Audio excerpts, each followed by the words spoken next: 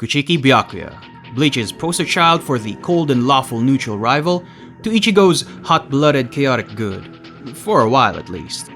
While I mentioned in the last Ichigo video that I'd take on Byakuya as some sort of wizard subclass, I noticed in my research that Byakuya, alongside other several popular Shinigami, are masters of freaking everything.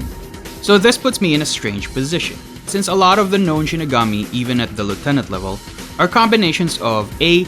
Masters at swordsmanship, B. Kido experts, or C. Freaking martial arts practitioners. Essentially, if I wanted to represent Shinigami properly, I can't pull it off in 4 or 5 subclass levels. Shinigami have literal uniformity among them, with general skills for a majority of them and specialized abilities for those who take on specific disciplines. You could say that Soul Reapers are a class of their own. So today, we'll be looking over the whole level 1 to 20 class that I made specifically for the Shinigami, and then use Kuchiki Byakuya as a representative character for several features and subclasses so that you can make your own Soul Reaper for 5e. Hello and thank you for being here, and welcome to My Wife is the MC. I'm DMV and you're watching Husbando Homebrew, a show where we take pop culture to pen and paper. So today we'll be looking over at the Reaper class and one of the 2 available subclasses to represent Byakuya. Let's lay down some goals. 1. Represent the Shinigami's rise from scrub to captain through its features from level 1 to 20. 2. Allow enough customization choices from both class and subclass options to mold your ideal Shinigami. 3. Keep the class and subclass more or less in line with the other classes, official ones, in terms of power levels. Of course, to counter these goals, I foresee a bunch of challenges along the way. First, Bleach has kind of ridiculous power levels, though at least not in the planet-busting sense. So representing their power without breaking balance will be kinda tough. Second, it's nigh impossible to capture every aspect of individual Shinigami into a series of class or subclass features, since there are so many of them and each of them with a name or a face have 1 or 2 unique powers. Lastly, balancing a homebrew class against the official ones is a pain and a half. Like my previous Bleach videos, my ultimate goal is to provide you with options to be able to play in a Bleach-inspired 5e adventure. So let's take a look at the first Husbando Homebrew class in the Reaper. Naming the class was actually kind of a tough one. I tried out the name Psychopomp at first, and fun fact, it's literally the term for Shinigami, but I really didn't go with it because it didn't evoke the right mental image for the class. Also, all of the 13 official classes use single-word nouns, so I went with the Reaper to maintain consistency with the 5e platform. Do feel free to suggest a new class name, however.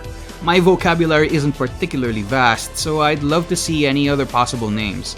My only rules are that it has to be, number 1, in English, and number 2, a single word like fighter or paladin or ranger. I'll skip over a lot of the class proficiencies and such, other than the wisdom and charisma saving throw proficiency. I designed it this way because, well, technically Soul Reapers and Shinigami, they are spiritual creatures, so wisdom and charisma it is. I also want to point out that while this class is a D8, unlike fighters, paladins, or rangers, it will have martial-centric subclasses that will grant increased HP. I decided specifically on a D8 as a soft balancing act with other half-casters, like paladins, because the Reaper class has a damage reduction as early as first level. Speaking of which, the first level feature is Spiritual Pressure. As a first level feature, you get a pool of dice that you can use to help with perception or survival checks, reduce damage, or be able to hit more accurately. This is equal to your level plus proficiency bonus per long rest. Since this is a die-related feature, this one starts from D4 and then grows all the way to a D12 at level 20 capstone. The other feature is Soul Slayer, and it grants you a free martial weapon. This is a half utility and half flavor feature, since it's how I represent the Shinigami's Konso ability among other stuff, like being able to hide it in plain sight.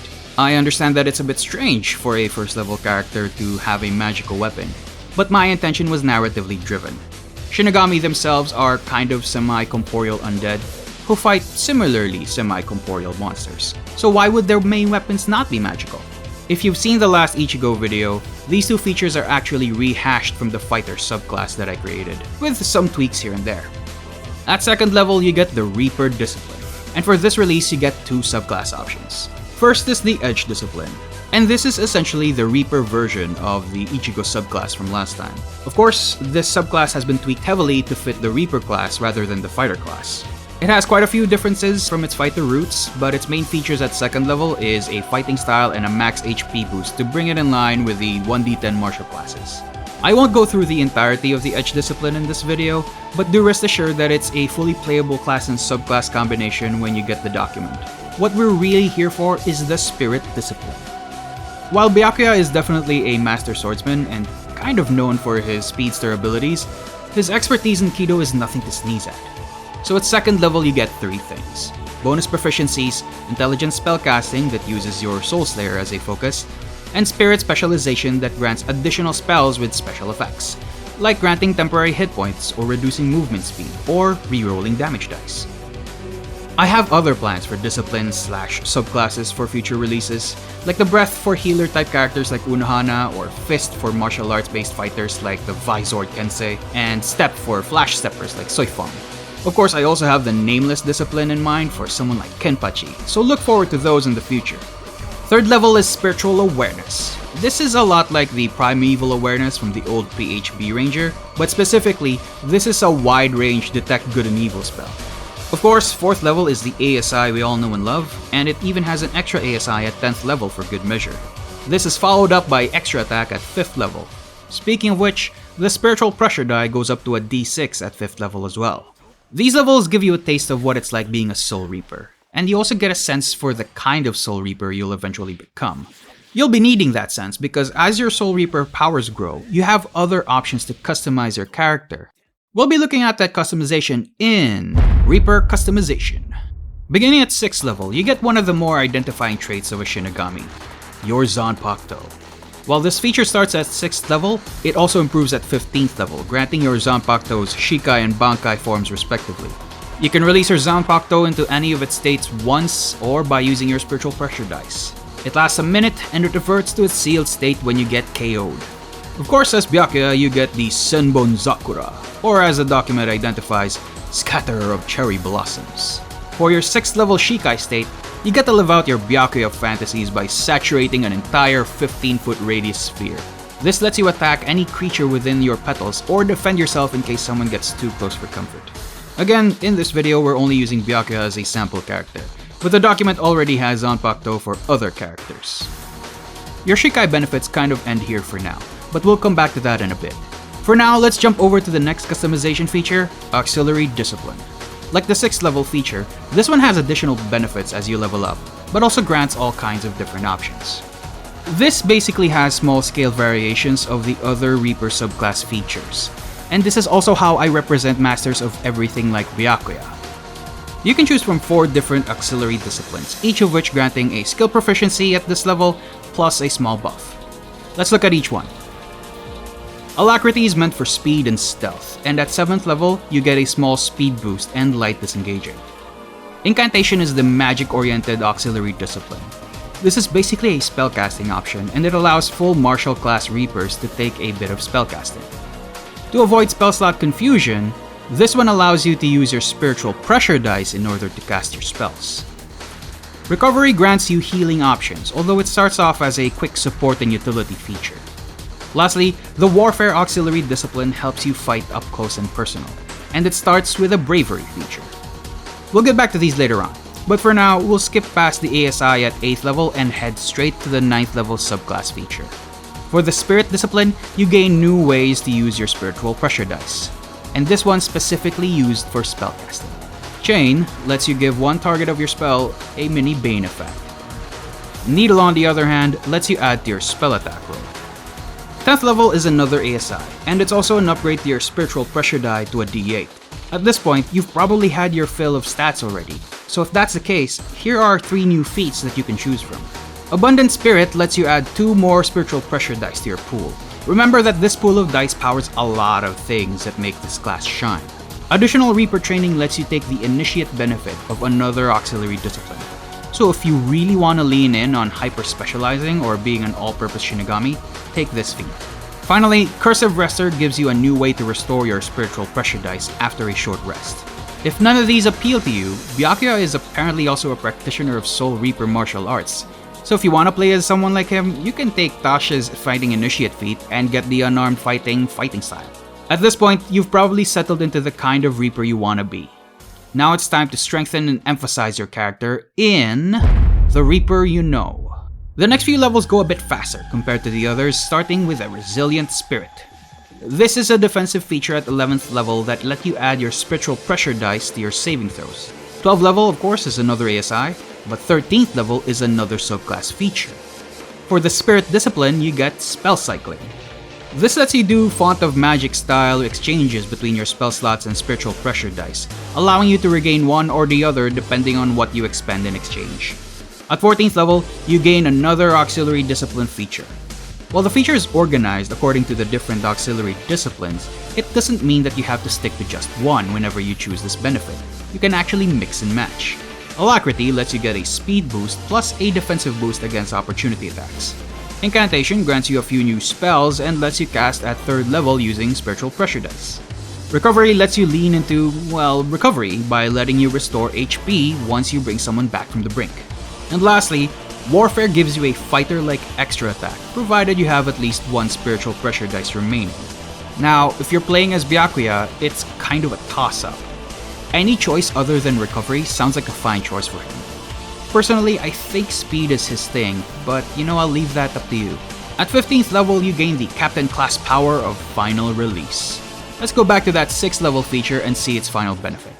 Byakuya's Zanpakuto gets crazy in Bankai form, as this one lets you use certain formations at the cost of some spiritual pressure dice.